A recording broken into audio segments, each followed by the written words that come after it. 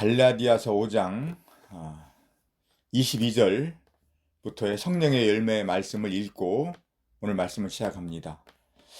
오직 성령의 열매는 사랑과 희락과 화평과 오래 참음과 자비와 양선과 충성과 온유와 절제니 이 같은 것을 금지할 법이 없느니라.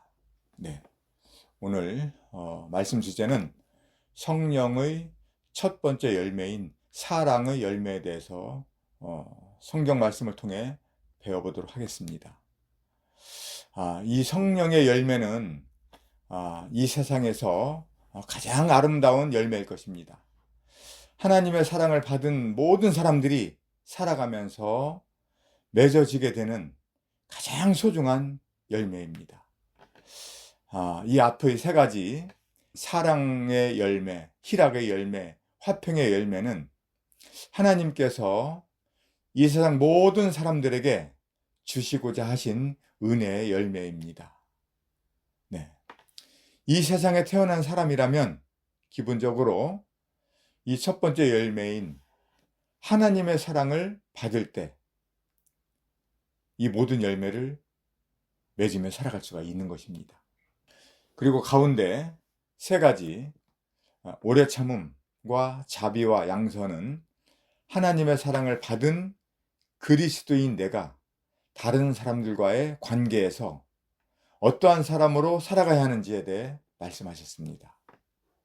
그리고 나머지 세 가지 충성과 온유와 절제라는 열매는 하나님 앞에 우리 각자가 어떻게 살아가야 하는지에 대해 말씀하셨습니다. 네, 그러면 이 성령의 첫 번째 열매인 사랑의 열매에 대해 성경을 중심으로 배워보도록 하겠습니다. 요한일서 4장 8절에는 하나님은 사랑이심이라 라고 말씀하셨습니다. 그리고 로마서 5장 5절에서는 하나님께서는 그 사랑을 우리 마음에 부은 바 되셨다라고 말씀하셨습니다.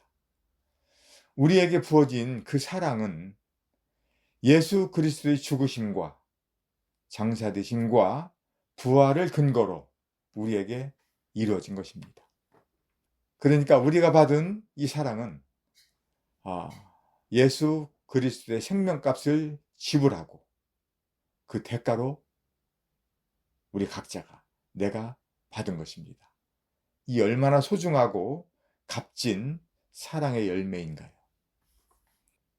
이 사랑이라는 하나님의 사랑을 받은 사람은 이제 그 사랑의 능력으로 말미암아 이제 살아가는 그 방법들이 이 세상 사람들과 분명히 달라지게 됩니다.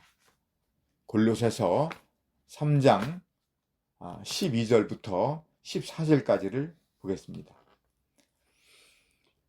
그러므로 너희는 하나님이 택하사 거룩하고 사랑받은 자처럼 긍휼과 자비와 겸손과 온유와 오래 참음을 옷 입고 누가 누구에게 불만이 있거든 서로 용납하여 피차 용서하되 주께서 너희를 용서하신 것 같이 너희도 그리하라.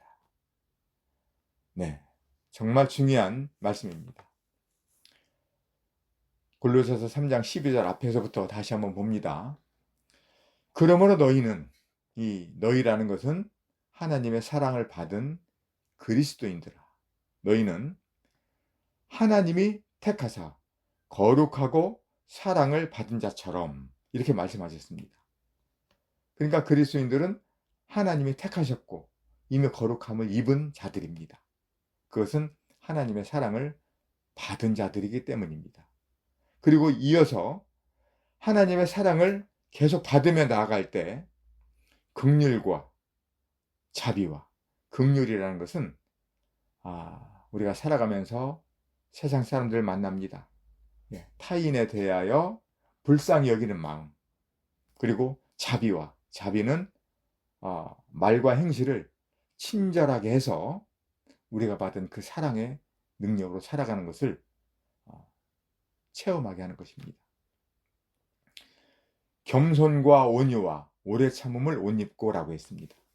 겸손이라는 것은 남을 존중히 여기고 나 자신을 낮추는 겁니다. 온유는 이 세상 사람들과 어떤 갈등과 또 어떤 문제가 있을 때 급한 마음으로 하지 않고 우리 안에 계시는 주님께서 하시도록 내어드리는 그 주님의 그 삶, 하나님께 맡기는 여유, 네, 이런 것들을 말합니다. 오래 참음을 옷 입어라. 네, 오래 참음이라는 것은 우리 안에 계신 주님께서 일하시도록 우리의 급한 성격과 내 마음과 내 행동으로 하지 않고 주님께서 하시도록 내어드리라는 겁니다. 이것을 옷 입어라 라는 것이죠. 그리스도인들은 예수 그리스도로 옷 입었다라고 말씀을 하십니다. 이 구절 한번 제가 찾아서 읽어드리겠습니다. 갈라디아서 3장 27절입니다.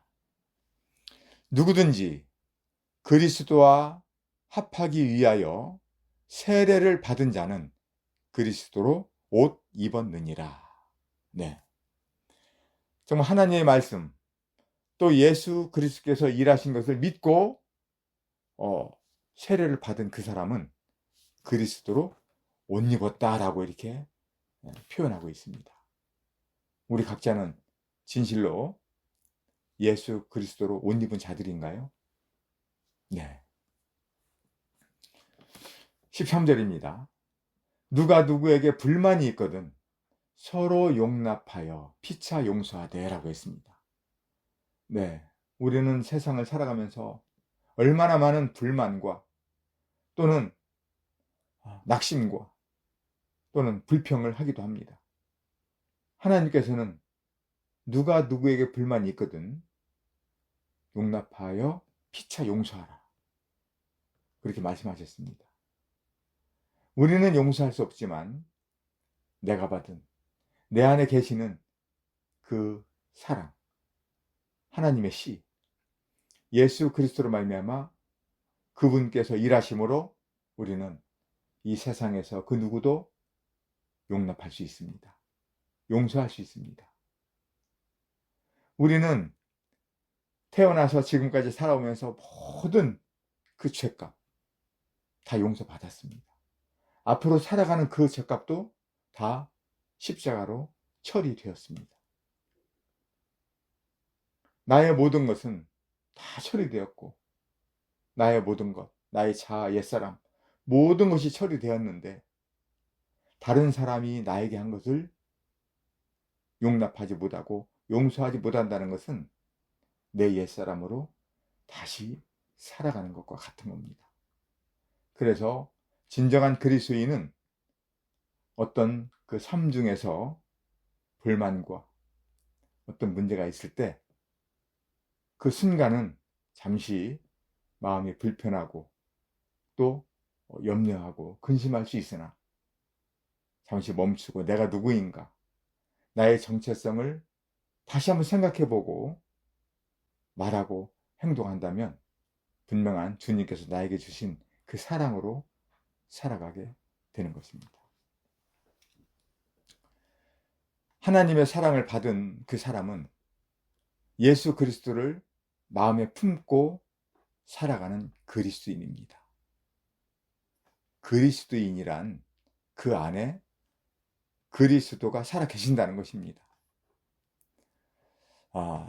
여기에서 잠시 그리스도인이 어떤 사람인지 잠깐 보겠습니다. 꽃병 안에는 꽃이 꽂혀 있습니다. 꿀병 안에는 꿀이 들어 있습니다. 그리스도인 안에는 누가 계실까요? 그리스도께서 계신다는 것입니다. 네. 우리 안에 그리스도께서 계심으로 말미암아 우리는 그리스도인의 향기가 나타나고 하나님의 사랑이라는 열매를 맺으며 살아갈 수가 있는 것입니다. 이제 좀 있으면 텃밭에 다른 채소들을 키울 겁니다. 그 텃밭을 파고 흙을 고르게 한 후에 거기에다가 무, 씨나 또 여러 채소의 씨를 심습니다. 그리고 물을 이렇게 뿌려주면은 그곳에서 무엇이 나올까요? 그 속에 심겨져 있는 그 씨앗에서 싹이 나옵니다. 우리 사람도 마찬가지입니다. 우리 안에 하나님의 씨, 예수 그리스도의 생명이 우리 안에 심겨져 있으면 이제 그 사람이 하나님의 말씀을 공급받고 계속 자라가게 되면 하나님의 씨로 말미암아서 성령의 열매가 맺혀지게 되는 것은 당연한 겁니다. 그런데 하나님의 씨를 우리 마음에 품고 살아가면서 육신의 열매가 맺혀진다. 만약에 그렇다면 그 상황은 무슨 문제가 있는 것이지요. 네, 정말 우리는 오늘 이 성령의 열매, 첫 번째 열매인 사랑에 대해서 우리가 지금 교제를 하고 있습니다. 너무나도 소중한 이 시간입니다. 고린도후서 2장 14절입니다. 항상 우리를 그리스도 안에서 이기게 하시고 우리로 말미암아 각 처에서 그리스도를 아는 냄새를 나타내시는 하나님께 감사하노라. 우리는 구원받는 자들에게나 망하는 자들에게나 하나님 앞에서 그리스도의 향기라 라고 말씀하셨습니다. 네. 항상 우리를 그리스도 안에서 이기게 하신다는 겁니다. 네. 우리의 삶 속에서 주체는 누굽니까? 내가 아니고 내 안에 계신 그리스도께서 우리의 주체라는 것입니다. 그렇기 때문에 그분으로 말미암아서 우리는 항상 이기는 삶을 살아가게 하신다는 겁니다.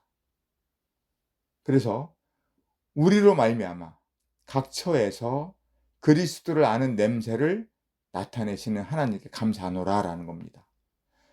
우리가 살아가지만 우리 속에는 누가 살아갑니까?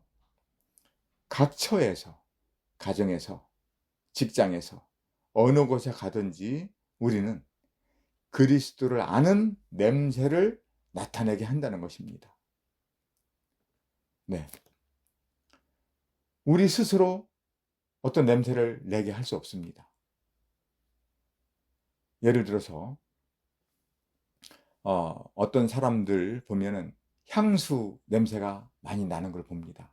집에서 이제 출근할 때 그 향수를 몸에다 뿌렸을 겁니다. 이 향수는 조금 있으면 다 날아갑니다. 그러나 여기에서 말씀하시는 이 그리스도의 향기는 사람이 인위적으로 뿌리는 것이 아니라 그 안에 심겨져 있는 하나님의 씨, 예수 그리스도께서 잘하심으로 말미암아 그 향기가 나타난다는 겁니다. 고린도후서 2장 15절입니다. 우리는 구원받는 자들에게나 망하는 자들에게나 하나님 앞에서 그리스도의 향기라 라고 했습니다. 네. 우리가 살아갈 때 그 나타나는 향기를 맡고 구원받는 사람들 있을 겁니다. 그러나 이 하나님의 향기를 전혀 맡지 못하고 살아가는 세상 사람들도 있을 것입니다. 그러나 우리는 그거에 관계없습니다. 우리는 오직 우리 안에 계시는 그리스도께서 우리 안에 역사하심으로 인해서 내 입과 내 몸에서 하나님의 성령의 열매, 사랑이라는 열매가 맺혀지는 것은 가장 축복된 삶일 것입니다. 그러면 우리는 하루하루의 삶을 어떤 열매를 맺으며 살아가고 있는가 한번 잠시 생각해 봅시다. 진정으로 나는 하나님께서 우리에게 주신 사랑의 열매를 맺으며 살아가고 있는가요? 그런데 우리 사람들은 대부분 육신의 열매가 많이 맺혀지게 됩니다. 하나님의 사랑을 받은 그리스도인들도 이 세상에서 바쁘고 재미있게 살다 보면 어느 순간 성령의 열매가 아니라 육신의 냄새가 나는 생활을 할 때가 많이 있습니다. 저 자신도 순간순간 그럴 때가 참 많이 있다는 것을 고백합니다. 그래서 하나님의 말씀을 계속 배우고 나아가는 것은 끝이 없는 것입니다. 오늘도 이러한 공부를 통해서 내가 누구인지, 나의 정체성을 다시 한번 생각해보고 하나님의 열매를 맺으며 살아가는 정상적인 그리스도인인가 한번 또 생각해보게 됩니다. 그런데 우리 그리스도인들이 이 세상을 살아가다 보면 또 바쁜 일정 속에서 나 자신도 모르게 하나님의 말씀을 잊고 살아갈 때가 있습니다. 그러다 보면 우리에게 찾아오는 것이 있어요. 그것은 바로 고난이라는 것입니다. 왜 이 고난이 올까요? 이 고난은 하나님께서 당신의 자녀들이 이 세상에 너무 깊이 빠져 살지 말라고 하시는 경고인 것입니다. 이 고난들은 우리 그리스도인들에게 꼭 필요한 과정이라는 겁니다. 우리에게 밀려오는 그 고난들을 인하여 우리는 염려하고 근심하고 참 힘들 때가 많이 있습니다. 그러면서 또 하나님 말씀을 갈급하게 되고 또 어느 순간 이제 하나님 말씀을 찾게 되고 그러다 보면 말씀의 위로를 받고 기도하며 또 살아가게 됩니다. 그리고 순간 잃었던 길을 다시 찾고 하나님의 말씀과 함께 성령의 인도하심을 받으며 살아가는 길로 안착하게 됩니다. 그래서 우리 하나님의 사람들이 살아가는 이 고난은 우리에게 있어서 유익한 것이다 라고 말씀하셨습니다. 시편 119편 71절을 보도록 하겠습니다. 고난당한 것이 내게 유익이라. 이로 말미암아 내가 주의 율례들을 배우게 되었나이다. 네, 고난당한 것이 유익이라고 합니다. 참 우리는 고난 정말 싫습니다. 세상 사람들은 어떤 고난 당하면 운이 없다고 재수가 없다고 말하기도 합니다. 그러나 하나님께서는 고난 당한 것이 내게 유익이라. 왜요? 이로 말미암아서 주의 율례들을 배우게 되기 때문입니다. 네, 그렇다면 이 고난은 하나님께서 일하시는 과정으로 우리는 받아들여야 합니다. 만약에 어떤 그리스도인이라는 사람이 고난이 없이 살아간다면 그 사람은 정상적인 그리스도인의 삶이 아닐 수가 있는 것입니다. 우리는 이 고난을 통해 하나님의 말씀을 배우게 되고 또 그런 과정을 통해서 성령의 열매가 맺혀지게 되는 그 체험을 한다는 것입니다. 이 세상은요, 그리스도인들이 살아가기가 정말 부적합합니다. 그것은 이 세상 임금은 사탄이고 우리 그리스도인들의 임금님은 하나님이시기 때문입니다. 갈라디아서 5장 16절에 너희는 성령을 따라 행하라 라고 말씀하셨습니다. 그리고 바로 그 뒤에 이어서 육신의 소욕과 성령의 소욕이 서로 대적함으로 하나님의 자녀들이 살아가는 것을 방해한다라는 말씀이 나옵니다. 그러므로 우리는 이 세상을 살아가기가 정말 어렵고 만만치 않을 때가 많이 있습니다. 또 실제 우리 그리스도인들이 이 살아가면서 너무너무 바쁠 때가 많이 있습니다. 그러나 우리 그리스도인들은 세상 사람들보다 2배로 바쁘게 살아갈 수밖에 없어요. 그 이유는 마태복음 4장 4절에 사람의 떡으로만 사는 것이 아니요 하나님의 입으로부터 나오는 모든 말씀으로 산다고 말씀하셨습니다. 세상 사람들은 육신의 양식만을 먹으며 살아가면 됩니다. 그렇지만 우리 그리스도인들은 육신의 양식과 또 영의 양식을 먹어야 하기 때문입니다. 육신의 양식은 눈에 보이는 대로 또 찾아 먹으면 됩니다. 그러나 이 영의 양식은 쉽게 찾아 먹을 수 있는 것이 아닙니다.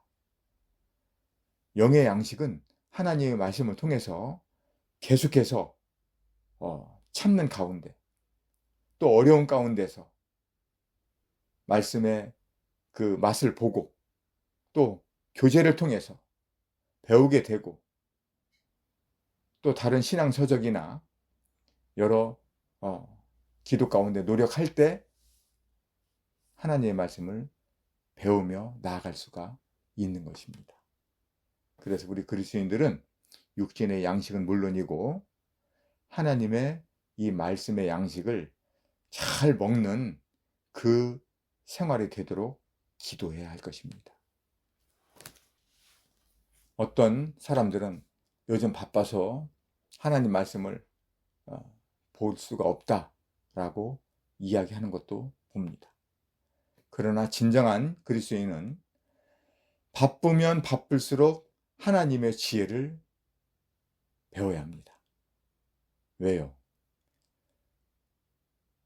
이 혼잡한 세상에서 하나님의 말씀을 모르면 내 육신의 생각으로 살아가게 됩니다. 그러다 보면 여러 일들이 엉켜요.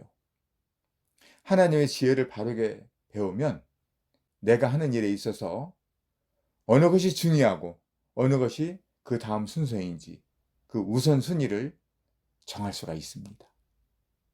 그래서 하나님의 이 지혜를 바르게 배운 사람들은 바쁜 생활 속에서도 알차게 그 시간을 잘 활용하며 살아갑니다. 그리고 또 한 가지요. 그리스도인들이 살아가는 길 중에서 아주 중요한 그 과정이 있습니다. 에베소서 6장 17절입니다. 성령의 검, 곧 하나님의 말씀을 가지라 라는 것입니다. 성령의 검이란 우리가 살아가는 생활 가운데서 적용되는 하나님의 말씀을 말합니다. 그런데 성령의 검이 무뎌져서 잘 사용할 수 없는 상황이 되면 그 성령의 검은 있으나 마나 한 것입니다. 예를 들어서 이 성경책을 가지고 있습니다. 그런데 이 성경 말씀을 보지 않는다면 이 성경이 무슨 소용이 있나요? 전도서 10장 10절에는 철 연장이 무뎌졌는데도 나를 갈지 아니하면 힘이 더 드느니라 라고 말씀하셨습니다. 그러면 성령의 검이 무뎌지지 않고 잘 갈며 사용하는 것은 무엇을 말할까요? 네, 우리 그리스도인들의 삶 중에서 하나님의 말씀을 제때제때 잘 적용하며 살아가는 것입니다. 한 가지 예를 듭니다. 고린도전서 15장 31절에 나는 날마다 죽노라의 말씀이 있습니다. 이 말씀은 날마다 나는 죽었다 라는 말씀을 삶 가운데 적용하라는 것입니다. 우리 그리스도인들의 삶은 내 생각이 아니라 내가 살아가는 것이 아닙니다. 우리 안에 성령께서 오셔서 그 예수 그리스도의 사심으로 우리가 살아가는 겁니다. 그러니까 진정한 나, 자, 내 옛사람, 나는 죽고 내 안에 계시는 그리스도께서 일하시도록 내어드리는 삶을 말하는 겁니다. 나는 날마다 죽노라. 네. 누가복음 9장 23절에서도 예수님께서 제자들에게 말씀하셨습니다. 아무든지 나를 따라오려거든 자기를 부인하고 날마다 제 십자가를 지고 나를 따를 것이니라. 네. 여기에서 우리 중요한 말씀은 날마다 자기를 부인하라는 것입니다. 날마다. 날마다. 날마다. 그런데 우리는 날마다 매일 내 생각으로 내가 살아갈 때가 얼마나 많은지 모릅니다. 내 안에 심겨진 예수 그리스도, 그분께서 살아 계실 때 내 입과 내 몸에서는 성령의 열매가 맺혀지게 되는 것입니다. 이 말씀을 듣고 있는 모든 분들도 하나님께서 계시해 주신 하나님의 말씀을 계속 공급받으며 하나님의 살아계신 그 말씀을 실제 삶 가운데 적용하며 살아갈 때 진정한 성령의 열매, 첫 번째 열매인 사랑의 열매가 맺혀지게 될 것입니다. 늘 하나님의 말씀을 묵상하고 말씀을 공급받으면서 하나님의 사랑의 열매가 또 그리스도의 향기가 우리 입에서, 우리 몸에서 풍겨나는 가장 값진 하루하루의 삶이 되기를 기도합니다. 이상입니다.